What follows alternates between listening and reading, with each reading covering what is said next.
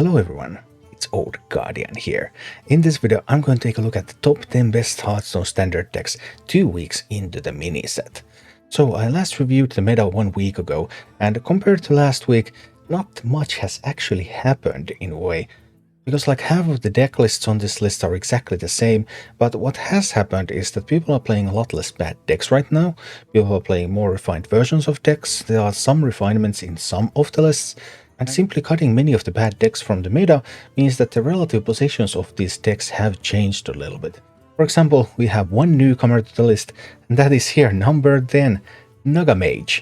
Naga Mage is back. For a while it looked like Naga Mage doesn't really have a future because there were so many Control Warriors, and Naga Mage still has a bit of a problem. Weak against Control Warrior, weak against Demon Hunter, two very common classes. But other than that, Naga Mage doesn't have too many weaknesses, and it does have some pretty decent odds against Rogues, for example, which is another very popular class at the moment, and the Control Warrior numbers are not completely out of control, so Naga Mage is still able to climb in the meta.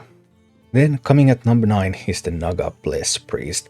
The list hasn't really evolved much, there's a Rusted Viper thrown in right now, but that's just one tech card change compared to last week's list. But what has happened to Naga Bless Priest? First I thought Naga Bless Priest was going to be really good, because it was one of the best decks against Control Warrior in the early days, but there's been some evolution in the Control Warrior lists, people are not playing as many bad lists anymore, and that means that the Control Warrior matchup, instead of being like 57-43, it's now more like 52-48 in Naga Priest's favor. And that, combined with the fact that Naga Priest is weak against Pirate Rogue, and Pirate Rogue has become much more popular, so it is still a playable deck, but it is not nearly as strong as I thought it would be just a week ago. Then we still have all the Paladin decks around. Handbuff Paladin, Mech Paladin, Control Paladin, all of those Paladin decks, they are just pretty good. And Handbuff Paladin, despite being one of the most stable ones, it doesn't have lots of weaknesses, it doesn't have lots of great matchups either, I guess. In the current meta, its few weaknesses and its few strengths do not line up very favorably, and that makes it the weakest Paladin choice at the moment. And right ahead of Handbuff Paladin we have another Paladin deck, which is the Control Paladin. Control Paladin is by all regards a perfectly fine deck. It's a strong control deck, it has a bunch of good matchups, it has only a few bad matchups, but its biggest weakness is that it's not Control Warrior. It's a control deck much like Control Warrior, but it's just worse. So that problem has haunted Control Paladin, and it continues to haunt it to this day. Now for a little bit of something different, which is Beast Hunter. The Beast Hunter list, though, well, it is pretty much the same list as last week, not much has changed.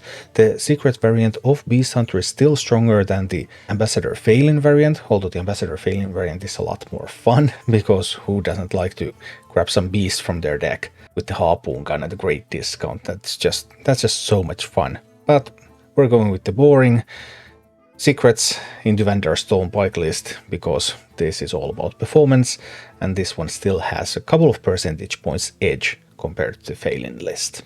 And at number 5 we have the best Paladin deck, and the best Paladin deck is once again Mech Paladin. Mech Paladin enjoys bullying slow decks, Control Warriors, Charge Warriors, Handbuff Paladins, Beast Hunters. It does have some weakness against more aggressive decks like Demon Hunters and Naga Priests, which are reasonably popular as well. But overall, when Mech Paladin is strong, it is just really strong, and that is good for it in this meta with these matchups. Coming in at number 4 we have our first Control Warrior list. I have split the Control Warrior list to two, because there's two real approaches to Control Warrior. And then there's also the Charge Warrior, but Charge Warrior seems to be a little bit weaker at the moment. But the approaches to Control Warrior, either you go a little bit slower, and you have Kazakusan in your list, so you have a tons of value. That means that you have to run stuff like Amalgam of the Deep in your deck, so card that doesn't really do much. But you do have tons of value, so you're very strong in Control Mirrors. You just beat Control Paladins, you beat Charge Warriors, you beat Control Warriors who don't run Kazakusan. Cost of doing that is that you're not as favored in some of your other good matchups. Like the Pirate Rogue matchup, for example. Just by using a list that doesn't focus so much on late game value with Kazakusan and is a little bit more proactive, you can get like 10 percentage points advantage in that matchup. You're both still favored, okay, but you go from hey I'm favored to I'm just crushing this opponent. And that's why Kazakusan Control Warrior, even though it's favored against the faster variants of Control Warrior, it's still worse overall on the ladder at the moment. At number 3 we have Pirate Rogue. Pirate Rogue is one of the few lists that has some clear improvements in it, because Peasant. Yeah, Peasant is such a fun card, isn't it? And Peasant fits really well in Pirate Rogue. I've been positively surprised by the performance Peasant is putting out on this list.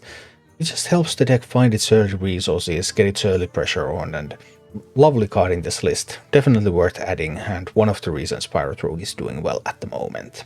And at number 2 we have the better Control Warrior list. This list that runs stuff like Alexstrasza the Lifebinder, Captain Galvangar, a little bit more proactive, a little bit faster, does lose against the Kazakusan variant, but on the other hand it just wins the faster decks so much better. The matchup spreads overall are largely the same. You have the same favorite matchups, you have the same unfavored matchups, but this Alexstrasza variant tends to be better than the Kazakusan variant in everything except for the mirror match. And then the number 1 deck in the game. I didn't think it would come to this, but it did. Naga Demon Hunter, Carrier Fell Soul, Silak of the Abyss, Courteous Demon Render, Jace Darkweaver. That is a package of legendary power, and that is a package that is strong enough to make Naga Demon Hunter the best deck in the game.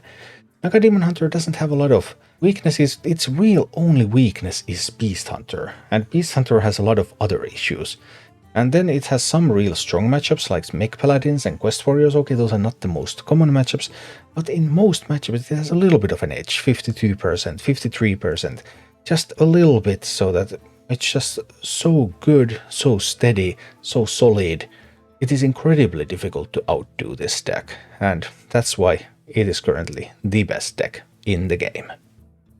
Thank you for watching. If you enjoyed the content, please click the like button, subscribe to my channel, and check out my Twitch channel.